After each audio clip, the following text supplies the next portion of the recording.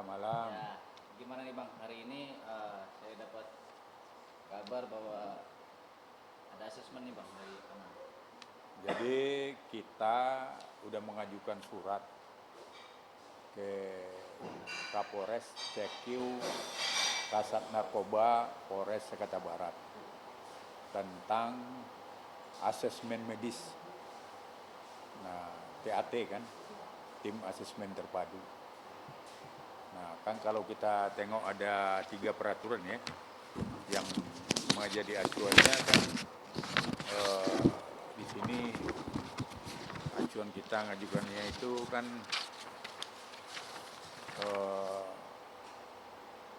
sesuai peraturan bersama Ketua Mahkamah Agung Republik Indonesia, Menteri Hukum dan HAM,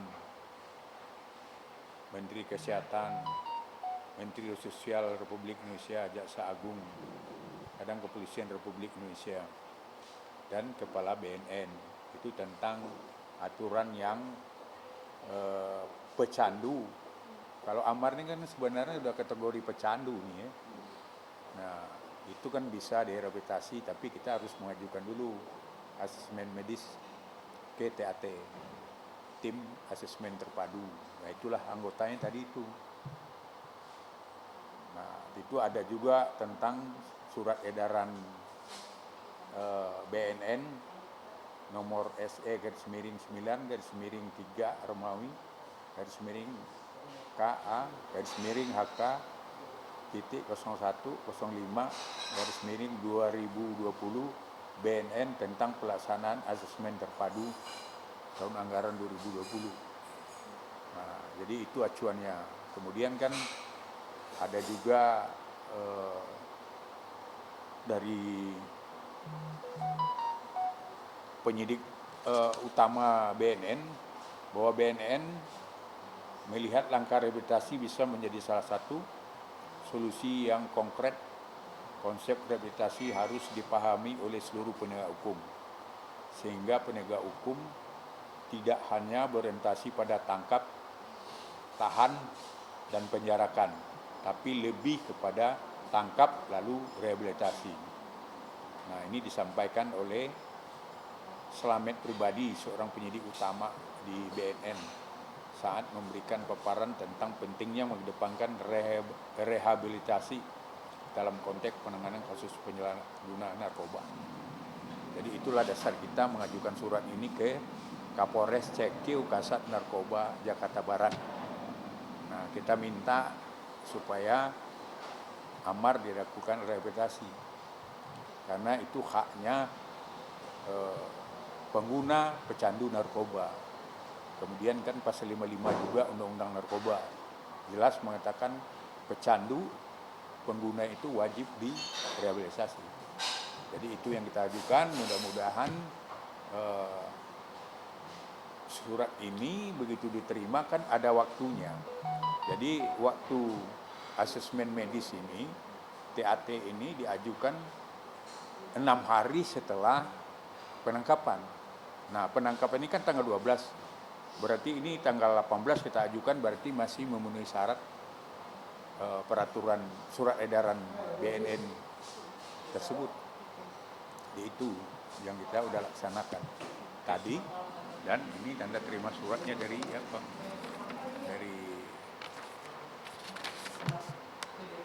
Dari Kasat Narkoba. Ini surat yang udah kita layangkan dengan tanda terima. Dan kemudian kita tadi udah ketemu Amar juga di tahanan, bahwa kita upaya hukum yang lagi kita ajukan ya tentang asesmen medis ke Kasat Narkoba. Dan ya langkah-langkah hukum yang kita lakukan itu kan kita bicarakan juga dengan Amar. Tadi ya kita jam 12 siang tadi ketemu di tahanan. Jadi Amar sekarang berada di tahanan. Bang, sebelum lebih lanjut ke kondisi dan segala macam Amar di Polres Barat, saya pengen tahu dulu nih Bang. Ini kan proses rehabilitasi memang ada dalam perundang-undangan penyalahgunaan dan memang berhak juga bisa dikatakan korban lah dari orang penyalahgunaan barang terlarang ini. Tapi yang dalam konteks di sini adalah ini kan bukan kali pertama, bahkan bisa dibilang dalam kurun waktu yang dekat rehab, lalu tidak lama kemudian terulang kembali. Gitu. Nah, ini kan betul. Ya, apakah ini akan mempengaruhi nanti hasil asesmen ini? Ya asesmen kan sebenarnya kan medis itu kan melihat keadaan dari pecandu narkoba itu. Jadi sebenarnya mau berkali-kali, mau berapa kali, tapi kan aturan kan begitu. Jadi bukan menghitung berkali-kalinya. Ini kan bukan kejahatan. Kalau kejahatan ada namanya residivis, kejahatan yang berulang. Kalau ini kan pengguna, korban dari penyalahgunaan peredaran narkotika. Jadi masyarakat kan korban. Jadi tidak bisa disamakan dengan kejahatan. Kalau kejahatan dia ada istilah residivis. Itu. Tapi dengan istilah bisa jadi dikatakan ini sudah berkali-kali, apakah Amar sudah bisa dikatakan seorang pecandu juga? Ya ini nanti yang akan, kan tahap-tahapnya ini kan ada, baru pemakai pemula, ya kan, ada yang udah masuk kategori pecandu, ada yang tergantungannya kalau nggak ada substans narkoba dia bisa lemas, tidak bisa bekerja, tidak apa. Nah ini kan nanti dari asesmen medis inilah yang bisa menentukan kategori di posisi mana Amar ini sekarang gitu loh. Tapi khawatir nggak sih Bang, kayak ini kan udah istilahnya 3 kali takut asesmennya ditolak atau gimana ke depannya gitu. Mungkin ada kekhawatiran sedikit nggak sih? Ya kalau asesmen itu kan sesuai undang-undang kan nggak boleh ditolak. Itu kan kewajiban negara untuk menyelesaikan masalah narkoba ini. Apa solusi yang akan diberikan negara? Kalau orang sakit, ya nanti ya seperti BNN mengatakan juga kan kalau penjara itu kan bukan menyelesaikan penyakitnya. Ya penyakitnya nggak diobati kan ya di penjara juga. Menurut kami kan apalagi penjara, kalau kita tengok sekarang kapasitas dari pemakai narkoba dan ya bandar narkoba itu kan lebih banyak sekarang, penjara itu lebih dipenuhi. Itu kalau nggak salah udah hampir 50% pengguna narkoba. Nah, jadi itulah seperti pertimbang kami itu dari BNN kan mengatakan bahwa ya ibaratnya kan Pak Slamet nih penyidik utama ini kan berorientasinya kan bukan tangkap, tahan dan penjarakan. Itu tidak solusi yang akan menyelesaikan masalah narkoba ini. Apakah asesmen ini juga diminta oleh Amar langsung pada apa? Menyetujui mungkin Amar sedikit. Ya kan namanya kami kuasa hukum kan, mendampingi, mewakili, mempertahankan hak-hak pemberi kuasa.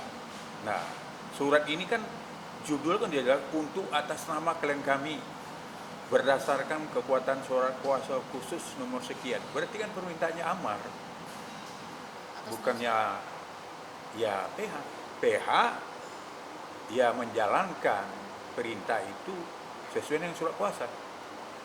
Tapi Bang di sini cukup menarik, cukup menarik ketika bahwa ini memang permintaan Amar.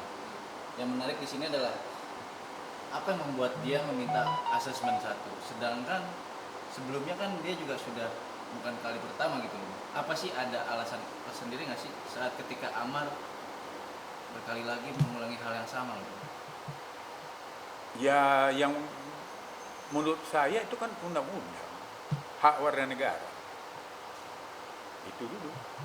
Ya mungkin ya kembali lagi kita nengok hasil asesmen itu,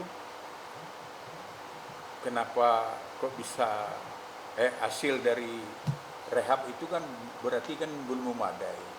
Kemudian memang kalau udah masuk kategori pecandu itu kan dia sangat rentan dengan permasalahan psikologi dari dia sendiri. Nah, ketiga ya faktor psikologis. Nah, sebenarnya kan ya kita memang ya dengan permasalahan ini kita menghimbau juga untuk pemerintah dan BNN, orang-orang yang masih baru keluar ini, kalau bisa dia tetap dulu dibikin semacam wajib lapor ke BNN, kliniknya BNN. Nah, jadi mereka-mereka yang udah dinyatakan menyelesaikan masalah rehabilitasinya, ya dengan kondisi yang pengalaman yang begini, kami ya kuasa hukum meminta BNN supaya orang-orang ini harus tetap dulu dalam pengawasan seperti wajib lapor gitu. Jadi dalam seminggu dia tetap diawasi oleh BNN melalui kliniknya. Nah, itu menurut kami itu mungkin lebih bisa mencegah terjadinya perbuatan berulang-ulang itu. Karena kan BNN itu tugasnya kan bukan memberantas, tapi kan cegah, tangkal, berantas. Nah, Amar sendiri pernah ini nggak sih kayak bilang berjanji gitu kan, artinya kan ini udah 3 kali seperti Amar benar-benar kapok gitu, dia pernah nggak sih hingga akhirnya pengen banget ngejauhin dunia hitamnya gitu? Ya kalau